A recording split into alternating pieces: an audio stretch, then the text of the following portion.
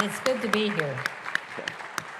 So to people in the room, the Q&A is open on Canvas. That's week 6, lecture number 10. If you have questions for Claire, please do so. Put them in there. And Claire, I wanted to ask you a question I've been asking everyone, sort of how you've got involved in this. But in your case, it's kind of interesting because on the one hand, I mean, interest in the environment, climate crisis, but on the other hand, interest in economics. And thirdly, an interest in Buddhism, because you may now best known for the idea of Buddhist economics. And just to give you a little framing, we've already had a presentation from Kate Walworth on donut economics. So we've kind of talked a little bit about economics. And the class is reading our second book now. No, take that back. Our third book now, which is Zen and the Art of Saving the Planet. And the co-author of that, Sister True Dedication, is going to be zooming in next week to talk to the class. So, Claire, I'll turn it over to you. Climate, economics, Buddhism? Well, let me tell you that as an economist and an economics professor at Berkeley, I started off my career working on discrimination against women and against African Americans. And then I broadened it when I was teaching a course. We had a course at Berkeley called Economic Discrimination or Labor Market Discrimination Against Women. And I said to them, look, I'm only going to teach this course if we just talk about economic discrimination against people of color, by gender, if broadly talking about all the groups that are discriminated in the labor market and why and how it works. And that led me into working especially on inequality and the causes of inequality. Now, let me just tell you what led me into Buddhist economics, and what I'll be talking about later is, Ken, what happened is I was working on inequality with terrific colleagues at Berkeley, at MIT, and other places, and we knew how to reduce inequality. We also knew how to reduce discrimination, and we did get some laws passed, fortunately, in the United States in the 60s to reduce discrimination, and we're still trying to implement them, as you know. But I then realized around the year 2000 or 2000, in the early 2000s, I realized, you know what? We have got to start working on climate because, as I said to Piketty once, you know, it doesn't matter about inequality in 50 years if we're killing the planet because everyone's going to be suffering. And I was also teaching Econ 1 to a class the size of yours, and I wasn't real happy with the way we were teaching it because it was too market-oriented. And so I was taking my dog for a walk, and I said, look, we have a horrible problem with inequality. Now we're killing the planet. We have a climate catastrophe. So what would Buddha do? How would he teach economics? And my dog looked at me and said, well, of course you know, you do Buddhist economics. So I started a seminar on Buddhist economics, which you'll learn about more in a minute. And the students really responded well. They said, thank goodness, now we're learning about how to do economics in a way that's just not through the marketplace, where everybody says, hey, it's okay as long as the markets rule. And I knew better along with my colleagues. But also I said to my colleagues who were studying inequality, hey, look, we failed. We know how to reduce inequality. We have the policies. Politics got totally on top of economics and said, no way. And inequality was growing. I said, you know, we got to do better with climate. We can't have a climate catastrophe. And so I started focusing on climate and the climate catastrophe, which is, of course, related to inequality. It's, of course, all related to wars. But my focus is on sustainability. And that's what I want to talk about today. Okay. I'm sorry, it's a long answer. No, it's a great answer, and I'm going to give you an opportunity to do it. But first, for the benefit of the class, we're taking roll with the iClicker. Just want to tell people we're going to start doing our first poll right now. Here it goes. Here we are. And there we go.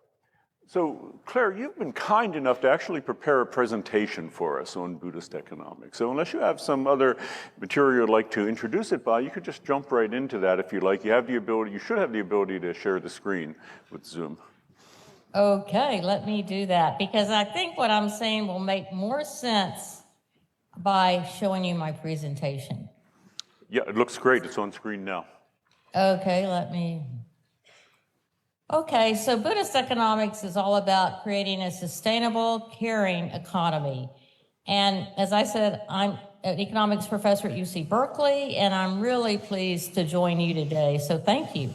Now let me make sure. There we go. So we're living. You all are living in a time of crisis, as you know. I've been living in a time of inequality since at least the late 1970s. We've had this climate crisis, and we've known about it around the same time. And as you are well aware, you're living through many wars, and especially the war against Ukraine and the war against Gaza. And we're also having many elections of anti-democratic leaders. And so I want to just tell you how I think about economics and creating an economic system. Let me also tell you that one of the most important things in economics are the assumptions that you're using about how the world works. So a main assumption for me is our interdependence, and that's with each other and with nature. So your well-being depends upon the well-being of everyone else and also the environment. And that's a symbolism in Buddhism about a net that it displays interdependence. But what's really interesting is interdependence, even though it was a Buddhist concept for 2,000 years, it's also today one of the 4 laws of ecology, where Barry Commoner wrote down these 4 laws in his famous book, The Closing Circle. And let me quote, "Everything is connected to everything else. There is one ecosystem for all living organisms, and what affects one affects all." That is really an understanding for how you should be living. There are 2 other assumptions that are important, and one is that impermanence, everything is always changing, and the other is about human nature, that people care about others. They're altruistic as well as self-serving, caring for themselves and their families. Well, you put these 3 assumptions together about interdependence, impermanence, and compassion, and you turn the market model on its head. And you actually then know how you can create an economy that cares for people and the planet. Now, one thing I want to point out is that right now, all the countries are really focused on economic growth through the marketplace. And unfortunately, we already know this. We've known, many economists have known this for years, that we've been noticing for the last 50 years that growth in national income does not translate into improved quality of life. When I was your age, I was being taught in economics that the rising sea brings up all ships. That's no longer true.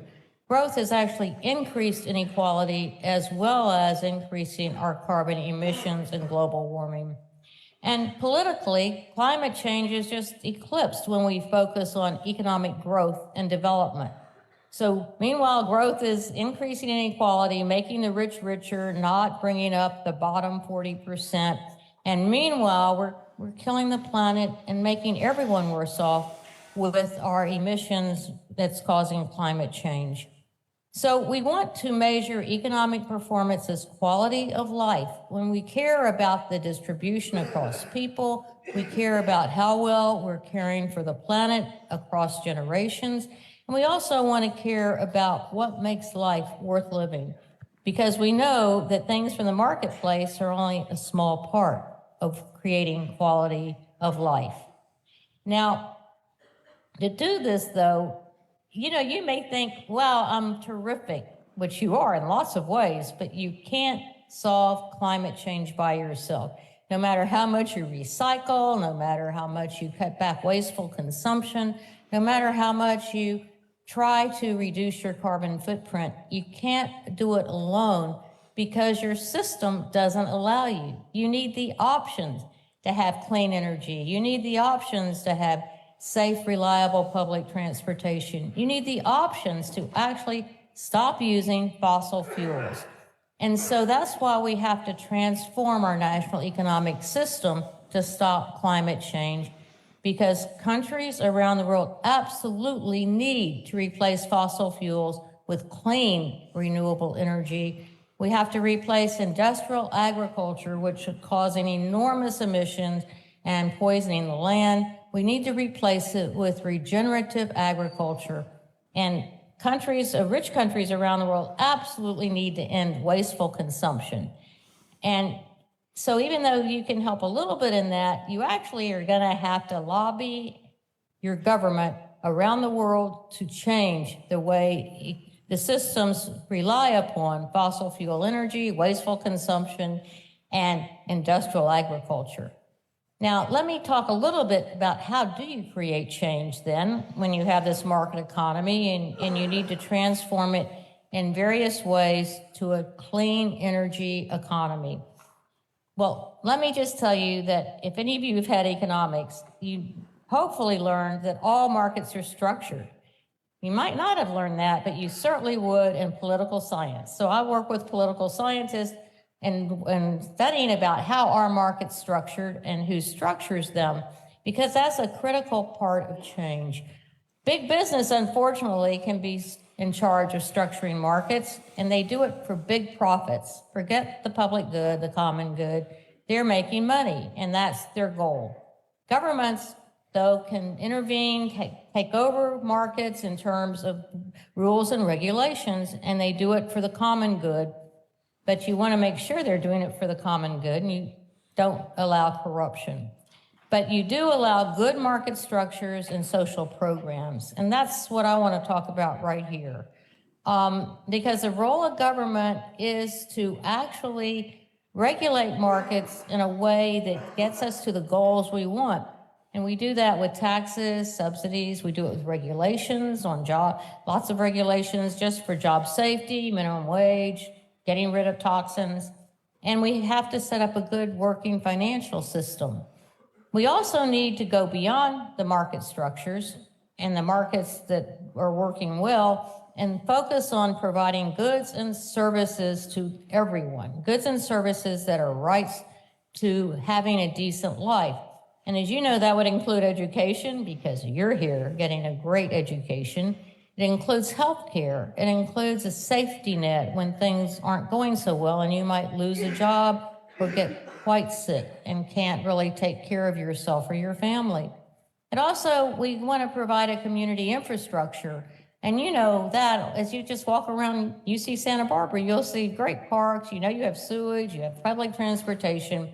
And then there are other things that are less obvious, but a really important part of a good life, and that's human rights. And now you can see human rights being addressed directly outside with the pro-Palestinian rally. Now, also, we want clean air, we want safe water, and a livable planet, and that's the sustainability aspects. So I put together, so I'd be giving talks, and people would always say, but just a second, where is this happening? Where is a Buddhist economy happening that provides us this quality of life for all people and the planet? And I said, well, mainly Northern European. And they said, well, tell us more. And I said, you know, I need to go do research on this. So I pulled together a student research team at Berkeley, and we created the SSPI. Now, that's a policy index. What are the policies that create this caring, sustainable economy? And that SSPI stands for Sustainable Shared Prosperity Policy Index. So you see the sustainable part is saving the planet, healing the planet, and shared prosperity is the inequality part. But there are other parts in there too that sort of relate to quality of life. And so we went out and we started gathering policies, and we put them into 3 pillars: sustainability, shared prosperity, and well-being for all. Because even though you do it at the national level, you care about a global perspective. Rich countries need to help poor countries. And they need to do it in a variety of ways, which we can talk about if you're interested. But mainly, we ended up with about 60 policies. We started creating this for 50 countries, which are the OECD and other big economies, because there's actually really good data for them on policies. And my students have expanded it to many more countries. But right now, these 60 policies that create the SSPI, I'm going to show you just for my first first 50 countries. So and also the SSPI is just based upon known policies. They're already in place in various countries. We already know how to reduce inequality, as I mentioned at the beginning. We have roadmaps for carbon-free energy systems and to create the transition to clean energy. And we also know a lot about reducing global suffering from the UN Millennium Development Goals and now the Sustainable Development Goals. I just want to say very quickly that, because this does relate to us as a rich country, inequality causes wasteful consumption. There's great data on that. The UN says we have a goal, 2.1 tons of CO2 equivalents per person per year by 2050. And that would be required to stay in the Paris benchmarks of not rising above 1.5 degrees Celsius. Well, everybody that I know, all the climate scientists and climate economists know that we've really got to try and just stay below 2 degrees. But the US is a leader in wasteful consumption. We are #1, which is not something to be proud of. We're also very bad on inequality and among the rich countries, one of the most unequal. But I'll give you some numbers here that you can look at when you have a chance. So let me just quickly tell you that if you look at the SSPI for these 50 countries in 2018, the top 10 are the European countries plus Japan. US is number 36 out of 50. 36 is very bad. You want to be in the top 10 and not way down at 36. And then the bottom 10 include countries that are still trying to do better on caring and other aspects of a sustainable economy. So also, just let me tell you that my students now, a new research team, is expanding this to be dynamic and not just for 1 year. So we're going to use API data, which is collection of data over time.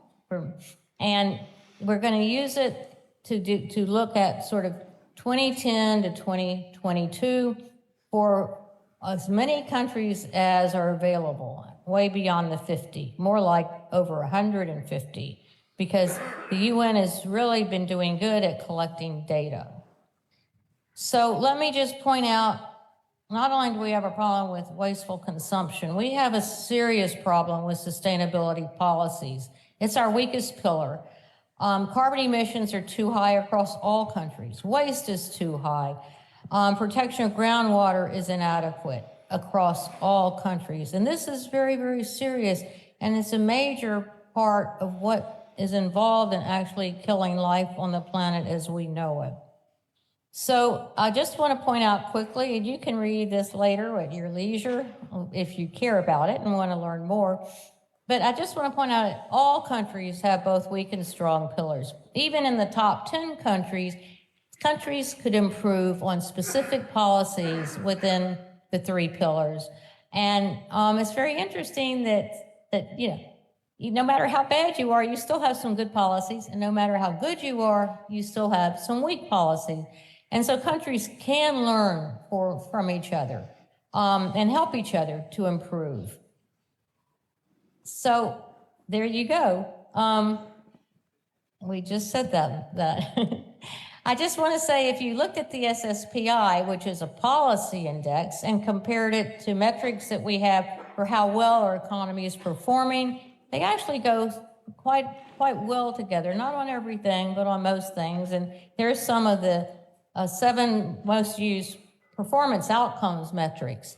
And then we can say, well, okay, then we know that actually that result, or these results, statistical results, imply that policies actually matter. And we do know that they can provide us a roadmap for making all of our economies work better for the people and the planet. And we can do this, and we need to do this. It takes courage.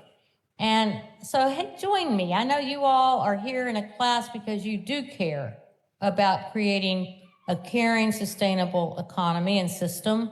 And we need courage to do this together, to change our economy, courage to demand justice and human dignity for all, and courage to live with joy as we work together. So I really look forward to our discussion. Terrific, Claire. Absolutely terrific. Everything looks fine. So keep in mind, week number 6, Q&A for lecture number 10.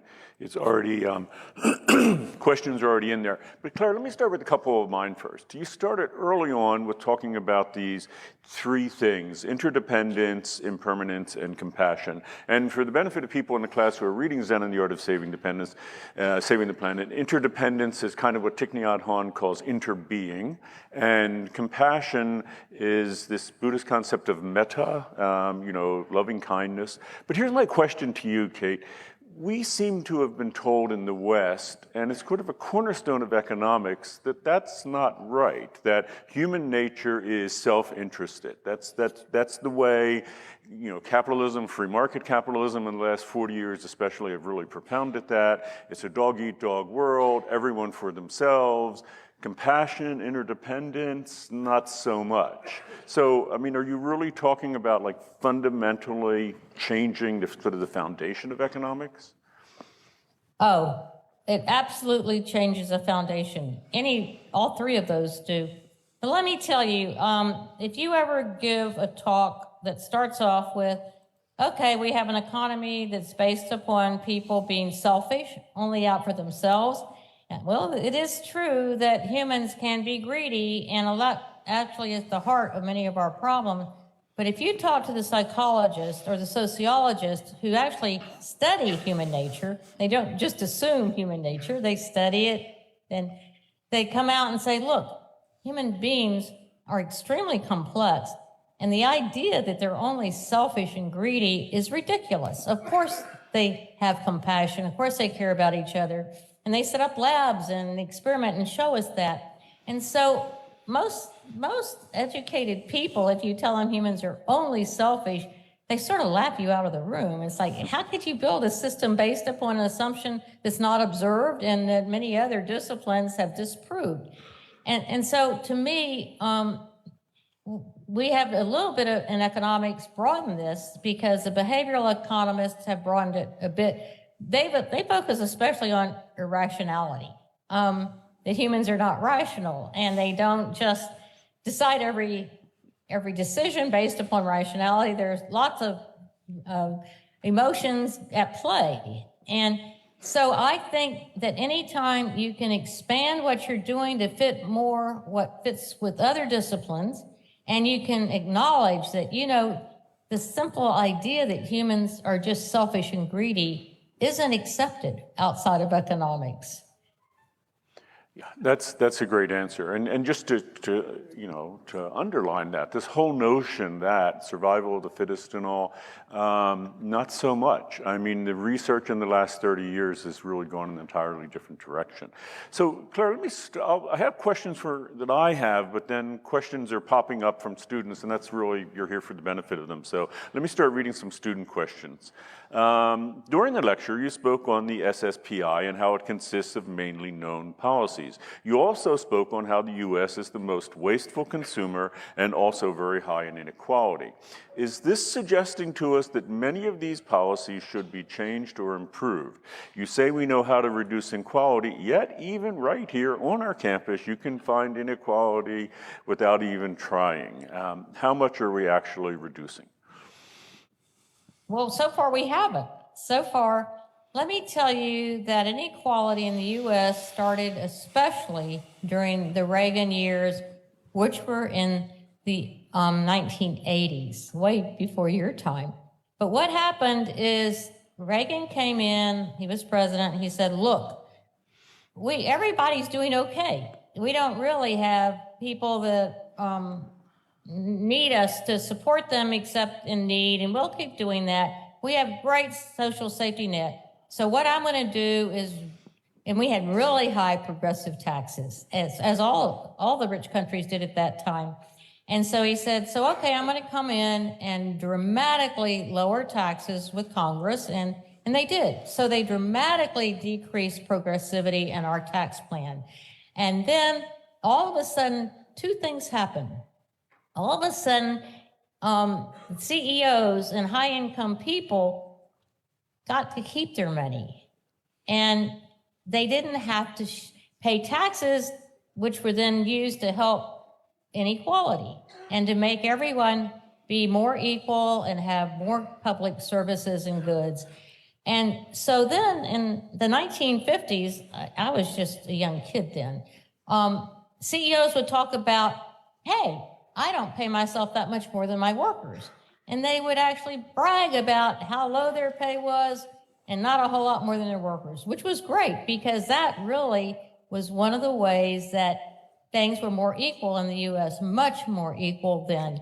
And then the high tax system went away, and all of a sudden the CEOs could keep their money instead of paying a bunch of it, like 80% of it on the margin, to the government. So all of a sudden they became very greedy, and today they all brag about how big their yachts are, or how many houses they own, or how big their private jets are. And inequality has grown dramatically, and increases in income, market income, GDP, have been going especially to high-income people, and workers' wages stagnated. And that has caused an enormous amount of inequality. And also, it made CEOs much greedier. It almost made them self-serving, and certainly selfish. So a lot of it relates to policies, and it wasn't just tax policy, but at the same time, when you don't bring in taxes, you can't support social programs, and you can't ensure a good safety net, or you can't ensure good education, good health care, and funding for all of those started going down as a percent of our total income. And I hope that helps your question. I love questions from you all because I learn a lot, but we aren't going to, the U.S. dramatically has to change the policies. We know how, and we should. We're not going to reduce inequality with the policies we have in place. Yeah, so first, Claire, in a couple of weeks, we have Naomi Oreskes coming to the class, and she's going to be talking about sort of that history that you just touched on and how we got to where we are. But let me, before I jump into the next question, ask, how does this happen? Is this a ground-up thing? Should we try to elect charismatic leaders, Bernie Sanders, AOC, something? Or how do we bring this about, I guess? That's the question. Oh boy, well, I wish I could answer that. I would love to know, because I am out working for various candidates and trying to figure out that with groups. First of all, we know you have to work with groups and you have to work with like-minded individuals. But for me, I don't know exactly how to do it. Let me just focus on one area, and that's oil and gas. The burning of fossil fuels that is actually overheating the planet and causing the planet to die as we know it. So let me just point out in oil and gas, because the market is actually dominated by big oil, the oil majors. They decide basically what the prices are, what the distribution system is, and why we can't have clean energy. And they're very clever. They spend their money to elect politicians, to set up research centers. We have one at Berkeley. You probably have one in Santa Barbara. And they act like they're helping the planet, but they're actually backing up big oil's policies. So some of the more recent egregious policies that big oil is pushing on us in California, they call it carbon capture and sequestration. Hey, we can still run our refineries. We can still run our extraction. We're going to capture the carbon. They failed in every single experiment of trying to capture carbon, and now they're trying to figure out how to build pipelines to take the CO2 to bury it in old oil wells, which also has not been proven to be safe. The pipelines are rupturing in the south of the U.S., and the sequestration has yet to be shown to be a safe way to bury CO2, carbon dioxide. So that's one of the ways. That's just not the only one. Hey, in California, big oil has also been convincing the government that blue hydrogen is okay. It doesn't have to be green. You can make hydrogen, which then they're going to try and use in all kinds of fuel systems. You can just make it from fossil gas. You might call it natural gas. Remember, it's mostly methane. And so you can make hydrogen either clean by using true waste and then bringing it in and using 100% renewable energy. And if you make that hydrogen, then it's actually renewable. It's clean. But that's not how the oil majors want us to make it. They call it blue hydrogen, and they use any kind of oil at all, like from soybeans and corn that are replacing food fields. And then all of a sudden, we have it being produced by the fossil gas that they claim, well, we'll capture the emissions, but they can't. And so this hydrogen that they're making now and restructuring to make is dirty. But California has gone along with it because they can't figure out a better way that doesn't cost them money. So instead of paying directly for clean energy, you know how we're paying for it? We're paying for it with our health and the health of the planet. And we have to stop that. But that is, to me, a great example of how we've let oil majors take over the markets. And if we want to make a change, we've got to take back the energy markets and control them in a way that makes sense for our planet, as well as for the people not being ill and sick from it. Did I answer that question at all? That was a great answer, actually. It was the hardest question I could think of, so there you go. But next question from students, and this is kind of invoking this idea from 30 years ago that Al Gore had the Marshall Plan for the Earth. And here's the question. Should the rich countries help poor countries, even if the countries do not want help? Because most help comes with restraints for the poor or perks for the richer country. Poor countries may not like the idea of a foreign country getting involved in their countries, in their economies. Well, I think we know the answer to that is that it has to be bottom up from the countries who need more resources. It's absolutely true. Countries absolutely need more resources to create a clean economy, a clean energy economy. They can't do it otherwise. And if you just look at upfront cost, it's cheaper to come in and just use coal power. Use coal, build a coal power plant, because when we look at upfront cost, it doesn't include the health of people or the community. And they don't have the funds to bring in a new solar system. They don't even have the technology readily available, or a new wind turbine system. And to do that, they need help from the richer countries. And the richer countries have basically, we already know that they exploited the planet by all their greenhouse gas emissions. And it's our time for us, but it's the poor countries that are bearing the burden with all kinds of extreme weather and coastal flooding and so forth. So it really is our time, and the UN has said that. We need to bring in the rich countries' resources to help the poor countries. And you're right, of course the poor countries don't like the way that we've done it. Often the US will give a big loan to a developing country with low resources, but that have taken loans from US banks or investors. And they'll say they'll tie it to you. Oh, we're gonna give you a loan for your economy development and development of energy. But just a second, first of all, you have to pay off all the fossil fuel company loans that you've taken. It's like, excuse me, that's not helping them at all. And it is perpetuating fossil fuel companies there. So you're right. And I think that if you're gonna have a system where the transfer the rich country resources to the poor country resources, they have to be at the table. The UN has to be in charge of the actual transfer, and the poor countries, you want them at the table, you want the communities to state where they would basically use the funds, how they would use them, and you want to just ensure that the funds don't go into corruption. We don't want them to prop up the rich countries, and we also don't want them to prop up corruption. Yeah, that's a great answer. So the questions are lining up, so I'm just going to just keep reading them.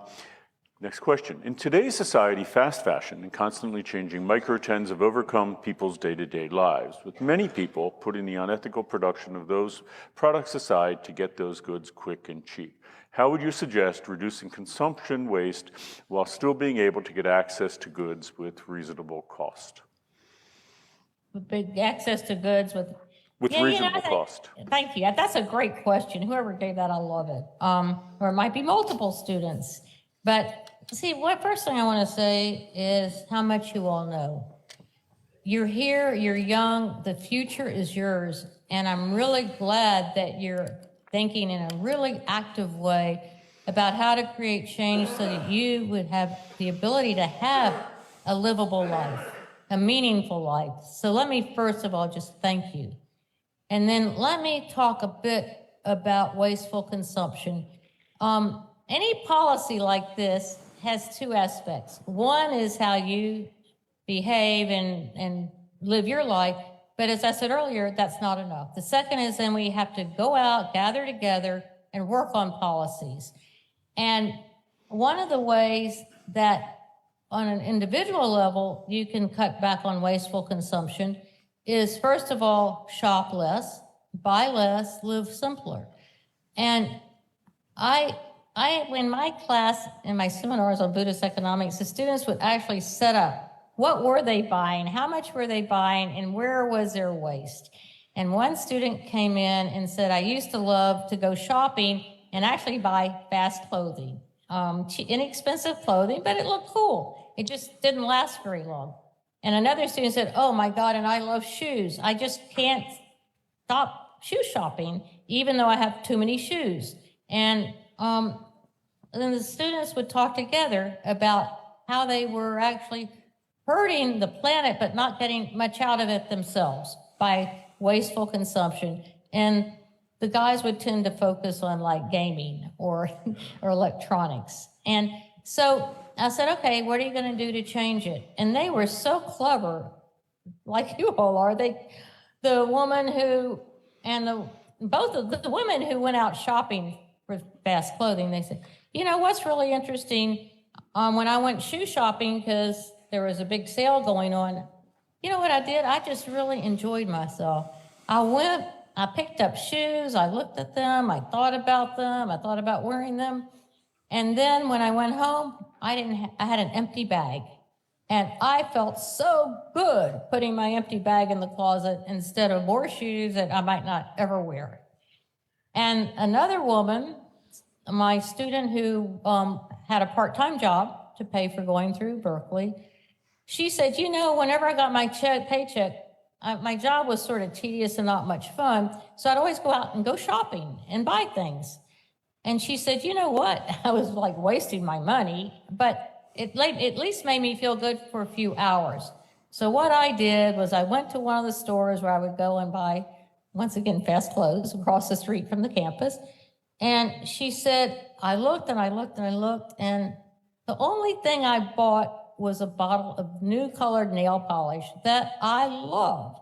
And I went home and painted my nails and felt so good about it instead of buying some more fast clothes to just toss away.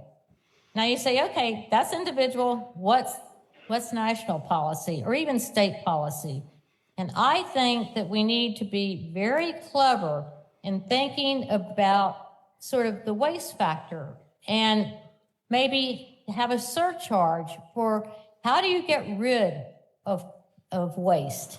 How do you get rid of things you're going to toss into the landfill? And have a surcharge on it that represents waste.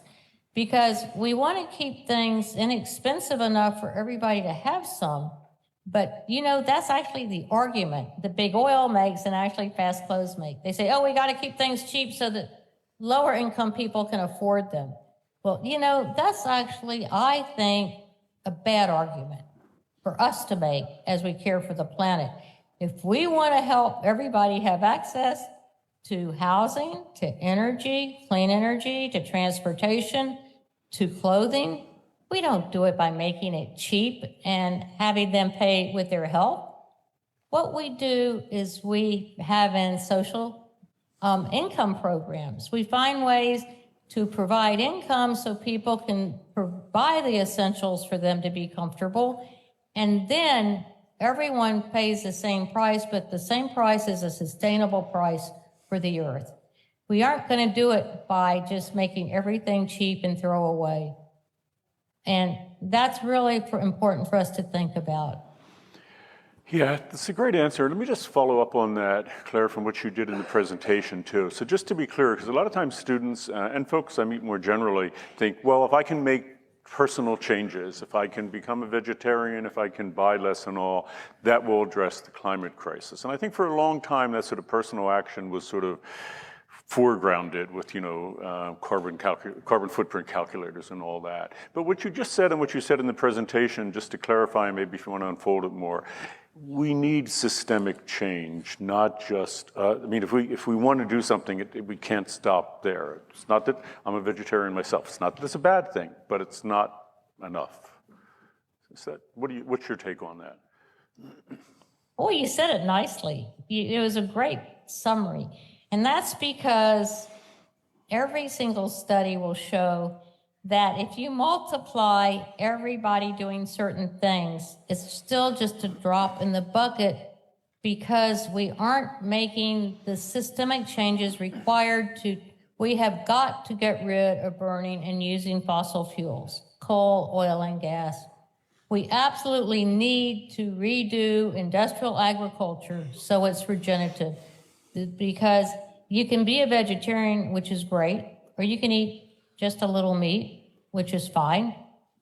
But what the problem is we aren't getting rid of the really bad parts of industrial agriculture, which we can.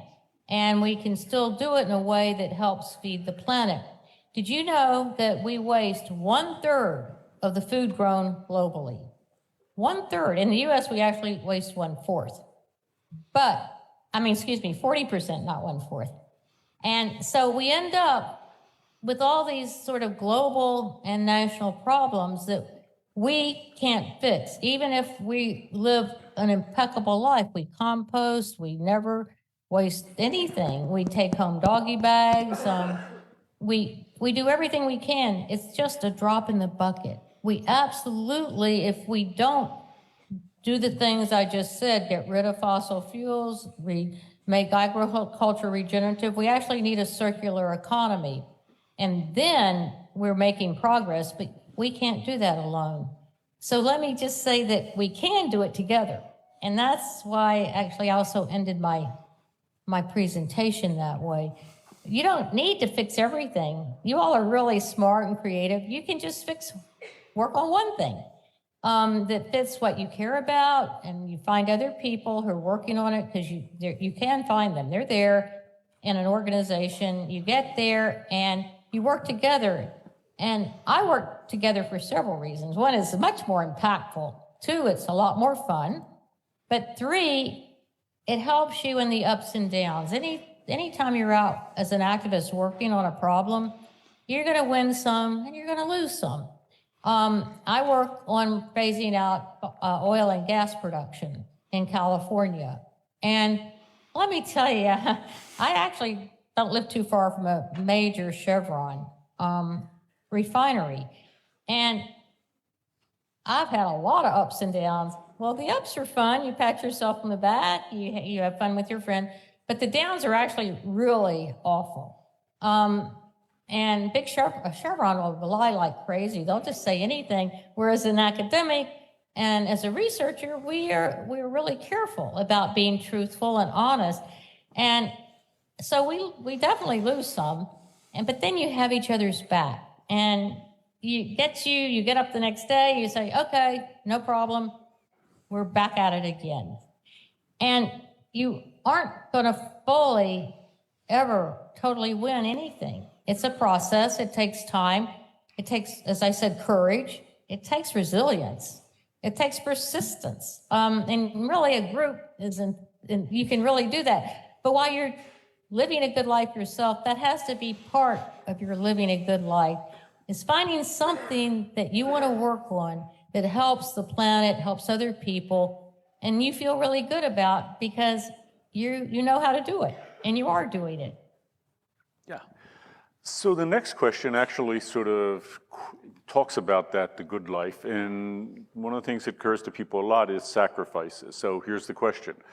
Simple one. What questions will we have to make in order to adopt these planet-sustaining policies? So it seems to be either personal or maybe what, would the U.S. have to do? What will we have to do? Right. Well, I don't see it so much as sacrifices. I see it as transforming lives so that we actually do feel better. We're healthier. We're definitely healthier. And we're much more feeling good because we're working with others. We can see things good that are happening. And I don't find it as a sacrifice at all, but it's definitely transformation, and change is hard. So I'd say the main sacrifice might be for people is understanding the changes and what's good about them. And you can ask yourself about how hard it might be for you to do that. But I think part of the problem is that we've been indoctrinated to think that the system we have is the best system possible, and any change is just going to make your life worse.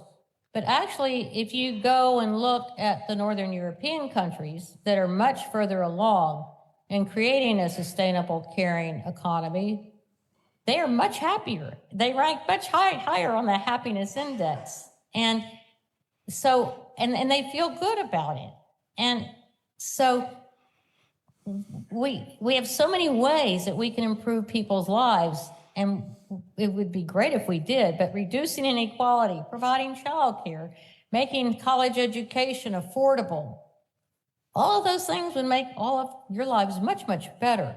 And so I think the next time you hear somebody saying, oh, you're going to have to sacrifice, things are going to be awful, step back and say, just a second, what are the benefits from where we're going? And don't just give me what you think the costs are. And when you're worried about changes, talk to friends, talk to your group, talk to your community, and brainstorm it, and really try and see to what extent you are sacrificing and to what extent you're actually making life better, because they're both going on. And to me, the sacrifices really pale in comparison to the benefits towards living a meaningful life. Yeah, it's a great answer. By the way, my answer to that question, I always draw attention to cars. The average American spends 1 day a week to own a car. It produces a quarter of their emissions. If you could figure out how to use mass transit and a personal mobility option like a bike, you could have a 3-day week for the rest of your life. I mean, a 3-day weekend for the rest of your life if you got rid of cars. Is it a sacrifice? Maybe, but there's something too. Okay, next question. Great answer. Yeah. It seems we know what to do. However, do you see rich countries actually taking action when the Paris Agreement has no teeth? Does it not seem that we need some type of incentives, maybe enforcement mechanism, to make all these changes? Well, certainly that's what COP wanted to do, and the lower resource countries were making a difference. And so to me, we have to look at COP to answer that question.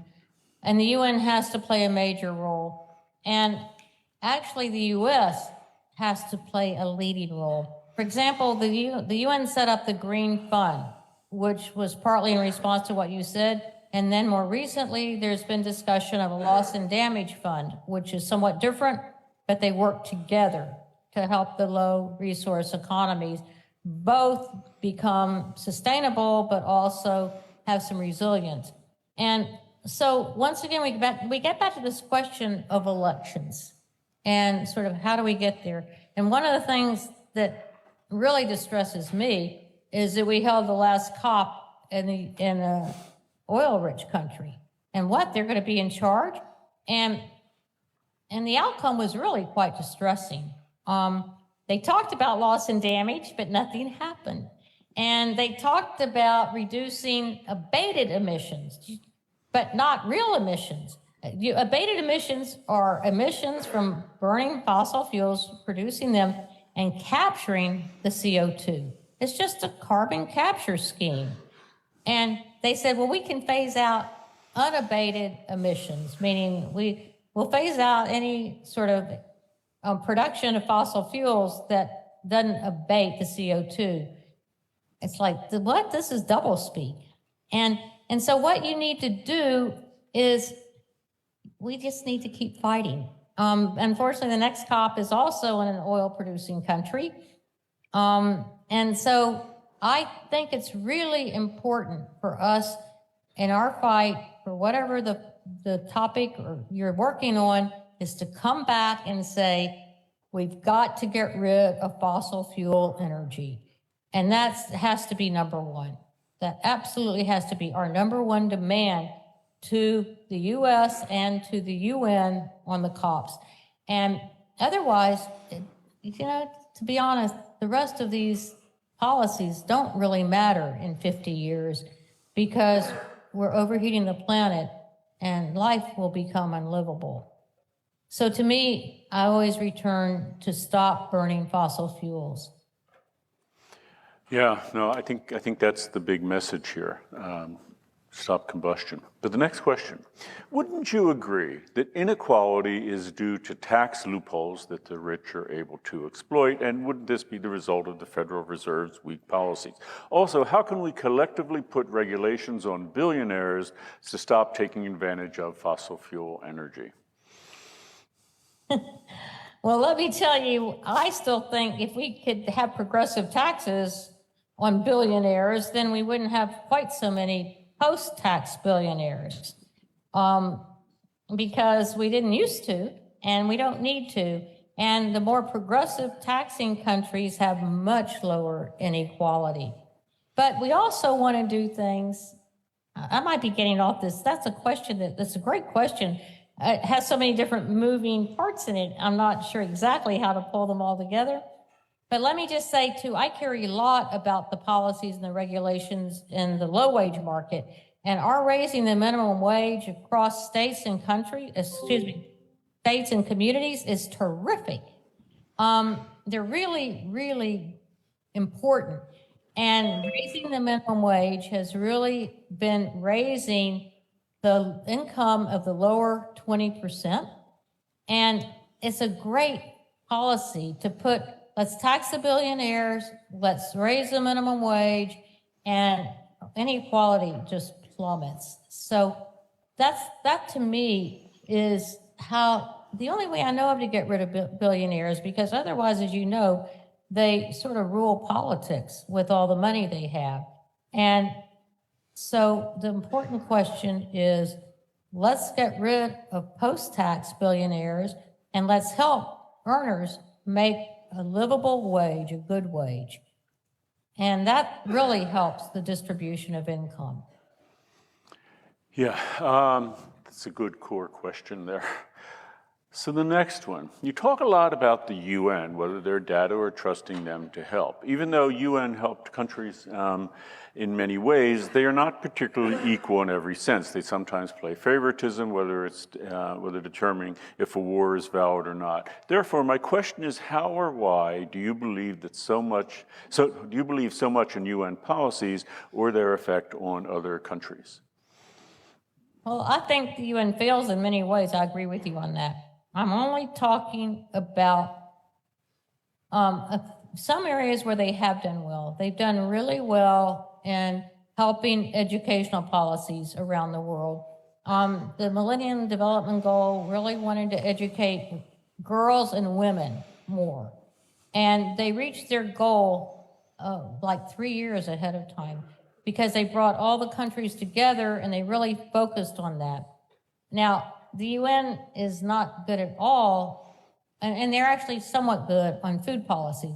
They're terrible on war policies, as we can see right now. I mean, we have 2 horrible wars going on, and the UN doesn't know what to do about wars. because of the way they're structured with their Security Council. Any the U.S. or the Russia can just veto whatever policies they might have.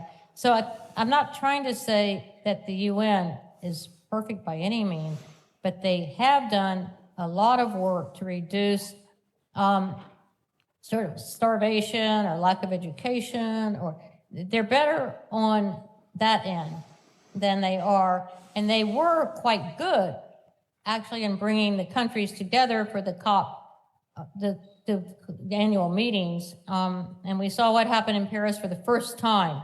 All the countries came together to start working on reducing emissions.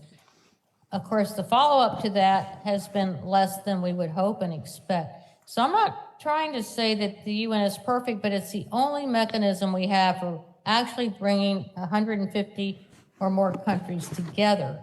And we've got to have a global mechanism, because climate change and greenhouse gas emissions are global. They're not local. There's some air pollution problems that are local, but the climate overheating is global. Good answer. So the next question, in regards to changing agriculture, something you talked about in the presentation, do you see genetically produced meats, that's like in vitro biofabricated meat, I guess, playing a key role since the demand for meat is so high, or do you see the vegetarian diet becoming more popular? I don't think either one's a silver bullet. What I love is to provide people, and this is where we get the systemic changes. Provide people with options. Provide people with options and help them understand why they really shouldn't be eating beef or pork or lamb or most meat. And actually, it's not just the beef, it's what the cows produce also. The milk and the cheese are causing problems. So I'm into, let's put every tool we have, let's give lots of options that are livable, truly livable, and help people make a transition to helping the planet in the way they live.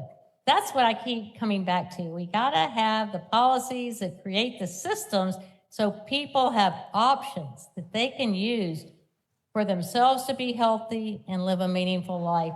And that's where we have to come together. Just looking at the clock, Claire, we're coming to the end of our hour together. So the question I have, last question, is there anything you want to mention you haven't mentioned, anything you want to address or say further before we finish? Let's just go back to two words that are really important to me.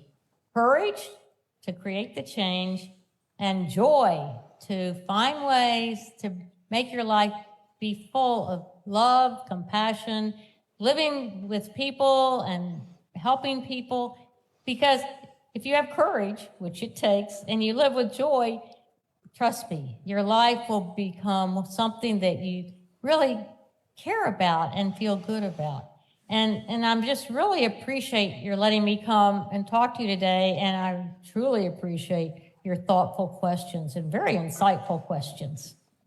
What a great way to end. Okay, class, can we thank Clair Brown for coming?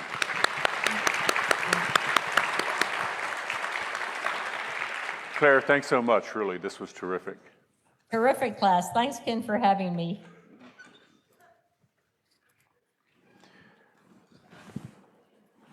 No one go anywhere while I fiddle with stuff. First thing I want to do is take another roll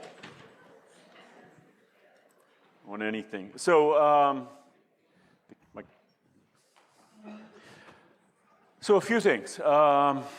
I am not ignoring the encampment, so we are going to talk about that next time. So it's an interesting, if you have questions, you want to generally broach those, think about them.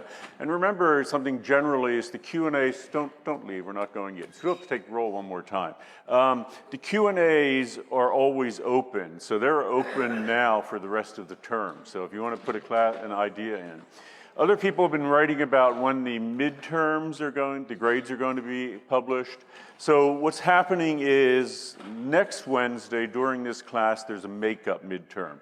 And I need to have all those midterms before we release them. So two things about that. One won't affect probably anyone, but maybe if you didn't take the midterm and you need to do a makeup, you should see your TA about the possibility of taking it then. 2, why am I waiting before putting the grades up? And the reason for that is, and if you've had classes with me before, you know, I will look at the data and see how the exams look. If they're low, if there's something wacky about the curve, wacky about distribution, I am open to putting a curve in, and often do. That's not a guarantee, but the only way I'll know whether we're going to do a curve is to see all the data together.